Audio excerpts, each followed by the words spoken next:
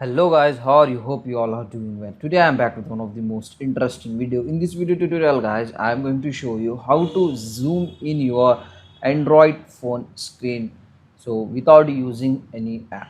So in this video we will learn this guys. First you need to open your phone settings. After opening, scroll down and find out accessibility. Just open this and here scroll down and here you can get the option magnification. Just tap on it. First of all you want to enable this option, so and here you can get two options: magnify with triple tap, magnify with shortcut. So we will enable magnify with triple tap. Just tap on it and enable this option. Now your magnify mode was enabled on your device. If you want to zoom in any part of your Android phone screen, just triple tap on your screen and here you can see your screen was totally zoomed in. As you can see, if you want to zoom out, just you can use your two finger to zoom in and zoom out.